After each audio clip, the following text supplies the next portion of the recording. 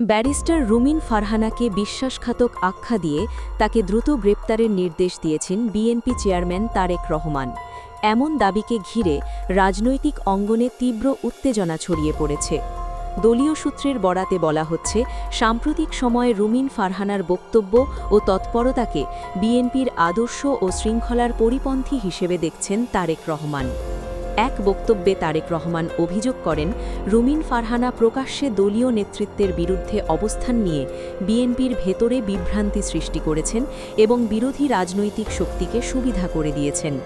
তার ভাষায়, দলের পরিচয় ব্যবহার করে যারা দল বিরোধী কর্মকাণ্ডে জড়ায় তারা বিশ্বাসঘাতক ছাড়া কিছু নয়। এই প্রেক্ষাপটেই তিনি রুমিন ফারহানাকে যত দ্রুত সম্ভব গ্রেপ্তারের জন্য সংশ্লিষ্টদের নির্দেশ দিয়েছেন বলে দাবি করা হচ্ছে। এই ঘোষণার পর বিএনপির অভ্যন্তরে মিশ্র প্রতিক্রিয়া দেখা দিয়েছে। দলের একাংশ মনে করছেন এটি শৃঙ্খলা রক্ষায় কঠোর বার্তা। অন্যদিকে অনেকে বলছেন এতে দলের ভেতরের দ্বন্দ্ব আরও প্রকাশ্য ও তীব্র হয়ে উঠছে। রাজনৈতিক বিশ্লেষকরাও বিষয়টিকে বিএনপির চলমান অভ্যন্তরীণ সংকটের একটি বড় ইঙ্গিত হিসেবে দেখছেন।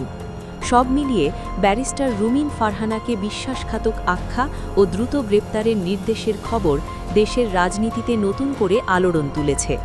এখন দেখার বিষয়, এই বক্তব্য ও নির্দেশনার বাস্তব পরিণতি কী হয় এবং রাজনৈতিক পরিস্থিতি কোন দিকে মোড় নেয়।